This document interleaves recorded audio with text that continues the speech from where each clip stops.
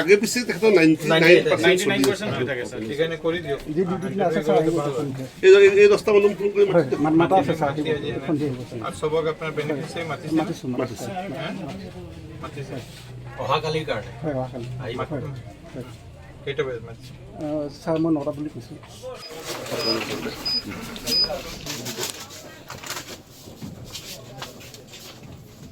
Sosgan bir ses como এটা দুইটা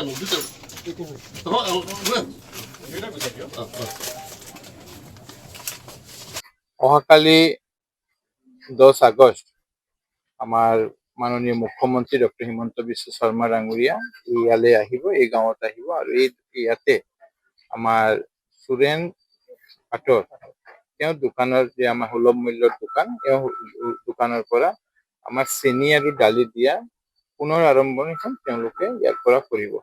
আপোনালোকে জানে যে যোৱা বছৰ 2025 চনৰ নৱেম্বৰ মাহৰ পৰা আমি চেনি দালি আৰু নিমখ দিয়াৰ কাৰ্যক্ৰম আমি কৰিছিলো আৰু আমি দেখা পাইছিলো যে যিমান আঁচনি আছে সকলোৱে আঁচনি মুখ্যমন্ত্ৰী ডাঙৰীয়াই যিমান আঁচনি লৈছিলে গোটেই আঁচনিয়ে ৰাইজে বহুত ভাল পাইছিলে, কিন্তু আটাইতকৈ ভাল পোৱা আঁচনি আছিলে আমাৰ এই চেনি দালি নিমখটো আৰু 99%ৰ ওপৰত ৰাইজে সেইটো তেওঁলোকে লৈছিলে। আমি মে মাহলৈকে আমি দিছিলো, মে মাহলৈকে আমাৰ বাজেট প্ৰভিশ্যন আছিলে। জুন আৰু জুলাই বাজেট নাথাকাকৈ আমি দিব পৰা নাই, কিন্তু বাজেট পাছ হোৱাৰ লগে লগে মুখ্যমন্ত্ৰী ডাঙৰীয়া অগষ্টৰ পৰা আমি যাতে আকৌ এই আঁচনিটো পুনৰ আৰম্ভ কৰিব পাৰো সেই লক্ষ্যৰে আমি কাম কৰিছো আৰু অহাকালিৰ পৰা আমি চেনি আৰু দালি দিয়াৰ যে কাৰ্যক্ৰম সেই কাৰ্যক্ৰমটো ইয়াৰ পৰা আৰম্ভ কৰিম।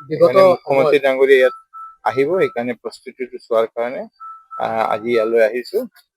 সকলো মই আমাৰ এই সুলভ মূল্যৰ দোকানীৰ লগতো আমাৰ কথা হৈছে, সকলো তেওঁলোকৰ যে গ্ৰাহকে ইয়াত উপস্থিত হ'ব, মুখ্যমন্ত্ৰী ডাঙৰীয়া তেওঁৰ হাতৰে পৰা আমাৰ যি দালি আৰু চেনিৰ পেকেট আছে দি ইয়াতে পুনৰ আৰম্ভণি কৰিব।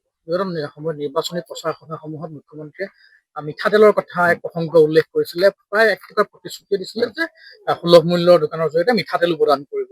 মুখ্যমন্ত্ৰী ডাঙৰীয়া যি কথা কয় সেই কাম কৰে আৰু সেইকাৰণে বাজেটত আমাৰ ঘোষণা আছে আমি অহা দিনত মিঠাতেল দিম।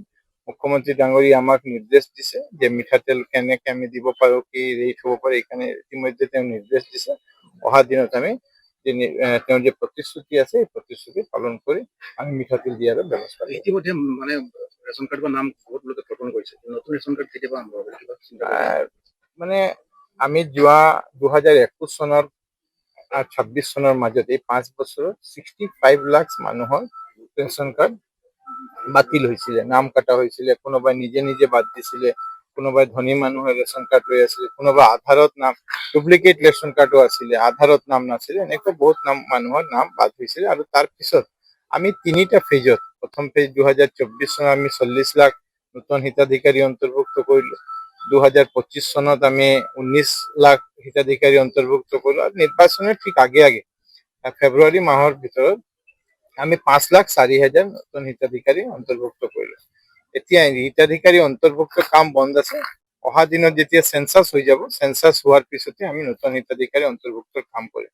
কিন্তু প্ৰতিখন জিলাতে আমি জিলা আয়ুক্তসকলক এটা টাৰ্গেট, সৰু জিলাতে 500 আৰু ডাঙৰ জিলাতে 1000 কাৰ্ডৰ দিয়াৰ ব্যৱস্থা আমি ৰাখিছো। যদি কেঞ্চাৰ হোক, কেঞ্চাৰ পেচেণ্ট, কিডনি পেচেণ্ট, আমাৰ হাৰ্টৰ পেচেণ্ট বা ক্ৰিটিকেল ইলনেছৰ যদি কোনো আমাৰ পেচেণ্ট থাকে তেওঁলোকক যাতে অগ্ৰাধিকাৰ ভিত্তিত এদিনৰ এপ্লাই কৰাৰ এদিনৰ ভিতৰতে যাতে আমি তেওঁলোকক কাৰ্ড দিব পাৰো, যাতে তেওঁলোক আয়ুষ্মান কাৰ্ড লৈ নিজৰ চিকিৎসা কৰাব পাৰে।